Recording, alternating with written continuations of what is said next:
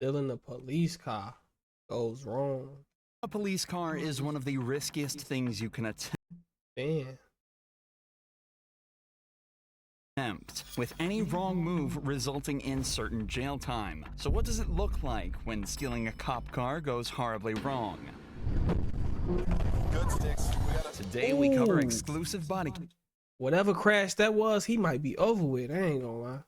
cam footage of the few times this has happened, starting with the case of a man named Mr. Sanchez in Colorado. Police say he had been purposefully causing accidents and crashing into multiple other vehicles in the area, so they gathered a team of officers and tried to take him Wait, they down say he into been multiple others in Colorado. They say he Police been say he had stealing? been purposefully causing accidents and crashing into multiple other vehicles in the area, so they gathered a team of officers and tried to take him down. He think this GTA. Slow down. Speeds of 28. He said, today I want to go to jail. Today I want to get locked up. Using a technique called the pit maneuver, or the precision immobilization technique, the cops are able to spin Sanchez's vehicle around and completely stop him in his tracks. Then they rush in to arrest him. But this is far from where the story ends. Out of the vehicle! Out of the vehicle! Out of the vehicle! What's going on? I got you, I got you. No English. They act like they don't speak no English. How he get away though? What's going on? My girlfriend fucking shot at me, and I don't know what the fuck's going on. Sanchez frankly He said looks his scared and girlfriend shot at confused him. and even claims he's got no idea what's going on or what he did wrong. But that might at least explain what he does next. After said his being placed in the girlfriend back shot of the him. patrol vehicle, he manages to bring his handcuffed arms under his legs so that they're in front of him and proceeds to do this.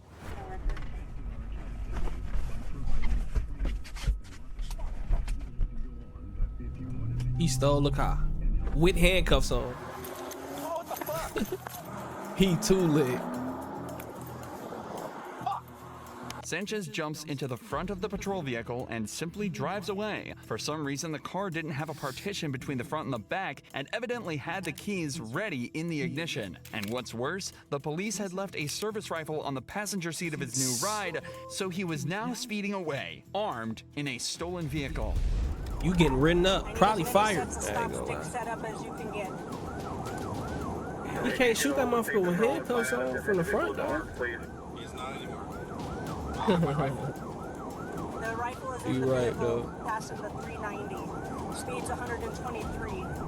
Mark's Charger is the one that was stolen. I'm in the gray unmarked. He's driving down the middle of the lane. Get stop sticks out. The police immediately set their focus to stopping the vehicle. The longer he's driving like this, the more danger he's putting civilians in. He's currently driving Right. over 120 miles an hour down public roads at 11 a.m.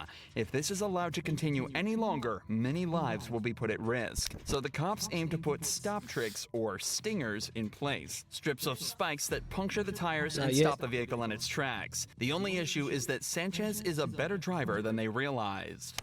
Coming at you, Jay. First car. He dodging all the spikes. Oh, he tough. You missed him. Continuing eastbound. He jackballing that motherfucker too. Sanchez was able to avoid the stop sticks not once, but twice, and continues to speed down the freeway at increasingly dangerous speeds. Ain't However, no the cops cars know out here. exactly where he's going, and if they keep at it, this method will eventually work. What they seem to forget, though, is that taking out a car's tires at 120 miles an hour is an incredibly dangerous feat in its own right. You got six set.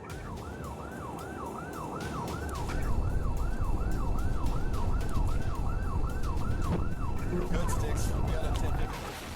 Fuck. He crashed into a truck with. You alright, sir? You alright? Yeah, Oh no, I would have been like, I need a medic. Oh, bro. He crashed into a random truck. I would have been like, I'm hurt. I need a medic. He finna get free lawsuit. Sanchez crashed into a parked semi-truck at over He 100 parked into a semi truck going 100 miles. miles an hour, and after being removed from the wreck and taken to the hospital, he was pronounced dead. Damn he. Yeah. He was going 100. I ain't know that. I ain't know he killed himself. Oh, bro. The semi truck that he crashed into had like wood on the back of it. He tweaking. And after being removed from the wreck and taken to the hospital, he was pronounced dead. Luckily, the semi-truck driver sustained no injuries and nobody else was hurt. Ooh, the car overcrunched. Yeah. This thumbnail right here. Motherfucker crunched. Pursuit, but it did Damn, the car's dismantled, bro. come close. This pursuit was allowed to go on for much longer than it should have been, but it's astonishing that it was even able to happen in the first place. And the same goes for our next case, this time in Oklahoma. Try to steal your car. They could have just chased him until he ran out of gas. Though. On March 30th, 2018, a woman named Angie was driving a car that had been reported stolen. And when she was pulled over and questioned about it, she had this to say. I borrowed from Stephen Curtis. He told me that I could borrow it. I swear I did not steal this vehicle. How long has Steven had it? He picked me up today. Have you seen him in it before? Yes. Do you know how he got it? No, he bought it. If he did steal it, I'm going to have to go to jail and pay the price for it. The police know this car was stolen because it flagged up on their system. They know without a doubt that somebody had reported it as missing, but they didn't know exactly who took it. This is why they have to assume it's Angie. She was the one driving it at the time and claims the previous owner bought it straight from the dealership. And given that she has a track record, it's safe to assume she's lying about something. All right. Well, Stephen took the vehicle without permission. Okay? It was reported as stolen. Okay? Oh, So you're in possession of it. I didn't know. Please. Not to mention your driving status is flagged. So you're not even supposed to be driving. So you're going to jail. Please, is there anything I can do? I work with them, please. I worked with them on 11th and Garnett with murders and the whole prostitution thing. The Secret Service with the counterfeiting. Please, I told this officer where you can get paper tags and all that stuff. I will work with you guys. You know what? I didn't know it was stolen.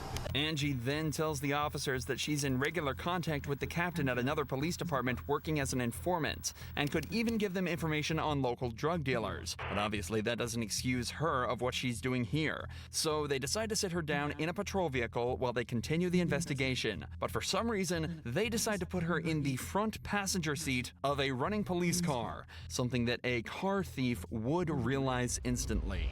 And I don't feel like spending the rest of my shift trying, because I think this is all going to be a bunch of BS anyway. Well, what is she doing? And she locked the door and stole it.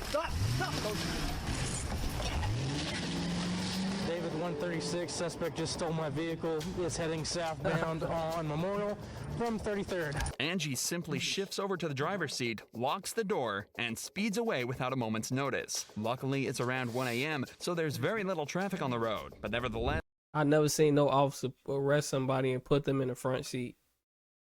They was asking for that, bro. the speeds of up to 90 miles an hour Angie is finding herself at are still extremely dangerous in such a residential area. So the cops need to shut this down immediately.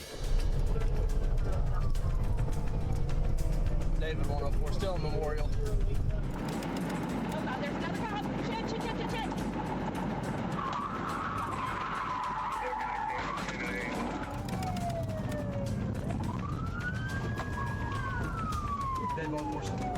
Who y'all chasing? Y'all just racing? That's what I think. They chasing somebody in the cop car. They chasing Clearly their own terrified car. of the situation she's found herself in, Angie turns off the main road and onto a smaller side road. And this turns out to be her downfall.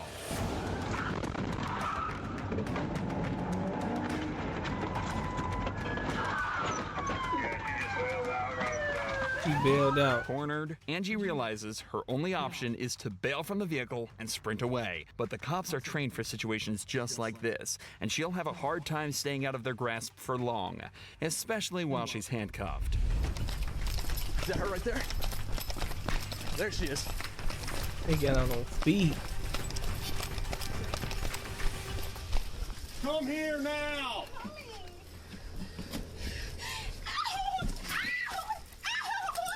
Get on the ground!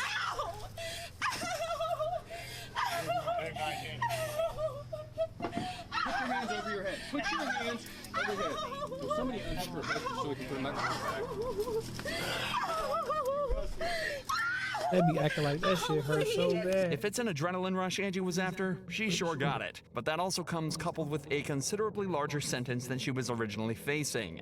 And the cops make sure to let her know how bad of an idea that really was. I've seen some stupid stuff, but my gosh. Andy hit a car with it? You guys told me that I was going to jail for something that I did not do. You just stole a police car. Now I'm going to jail for something I did. Well, there we go. Silver linings. At least she was right about the prison part, as after a fairly short trial where she pleaded guilty, Angie was sentenced to 3 years behind bars. Both of these cases so far involved a criminal making a last-ditch effort to set themselves free. But what happens when, instead of the thief, it's just someone looking for a good time? Our joyrider in this case is a woman named Destiny, and she wasn't even involved with the original call. A single officer was called to the side of the road on a civil dispute involving a taxi driver allegedly stealing a customer's property. But out of nowhere, the cop is alerted to something strange that was happening to his car. Once you find out who it is and go through that. Lady got in your car, cop car. What? 60 Ferndale, a girl just got in 60 and took off. That's crazy. Northbound Woodward.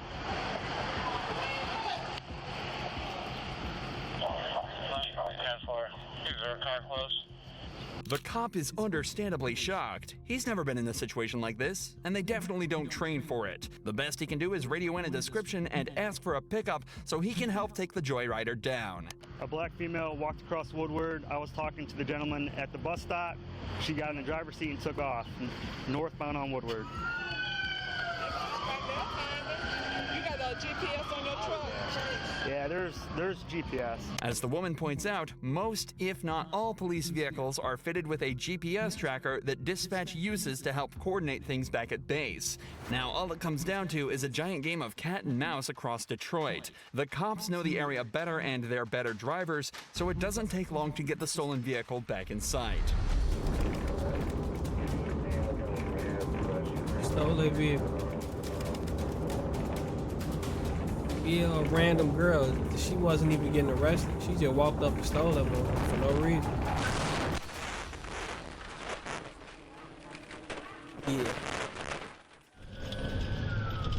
Yeah. And I think she just crashed that motherfucker too. 7 miles. Oh, cool. They said she was just looking for a good time, huh? In the car still? Get the fuck out of the car! Oh, bro, you'd have been better off stealing somebody else's car. Why would you steal the police car?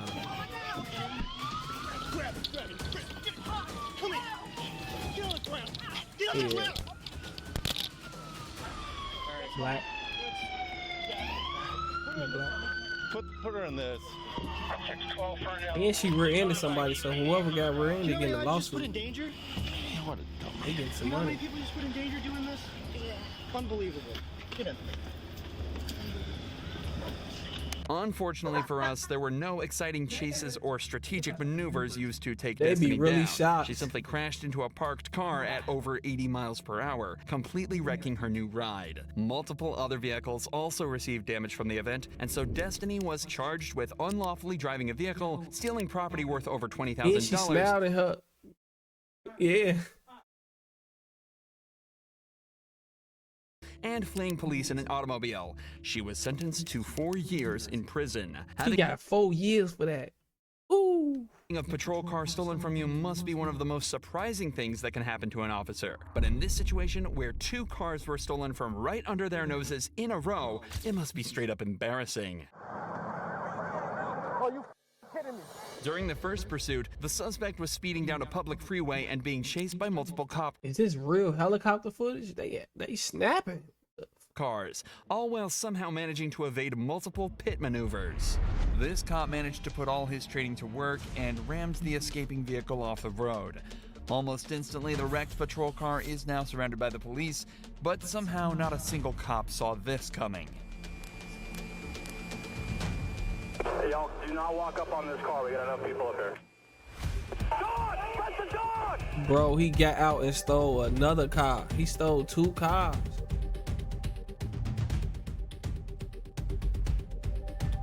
He's on the move again in a Coco K9. How did y'all let him get out and steal 2 cars in the same instance? Follow that car. He got another car. Air 1 Skydive still northbound. Somehow the escapee managed to run from the first crashed patrol vehicle and take over another one before putting his foot down and fleeing the scene once more. And the other vehicle dealing with them, block your doors.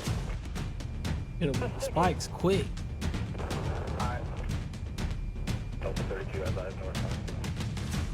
Which car? The Coco car? Coco SUV, Coco SUV. In the shoulder right now. Stick it! From both corridor units! Full stick it! Are there guns in the front of the car? Ask the K9 handler from Coco. He says yes, there probably is. Thinking fast, the cops managed to radio ahead to set up a team with a Stinger, a piece of police equipment that punctures the tires of a vehicle and slowly brings them to a stop. That's why you can now start to see the car smoking, and soon enough, it'll be forced to slow down, or the driver will risk putting himself in a lot of danger. Alright, he's braking for the median, guys. He's braking for the median. Braking for the median. Everybody slow down. Don't ball up here. It's underneath the wires. Underneath the wires. After coming to a safe stop, the driver exits the vehicle and is apprehended by the cops. It's difficult to believe such a professional stop was made by the same cops that let him steal a patrol car from right under their nose, but in the end, the stop was textbook. If you enjoy true crime videos like this, make sure you're subscribed to see more.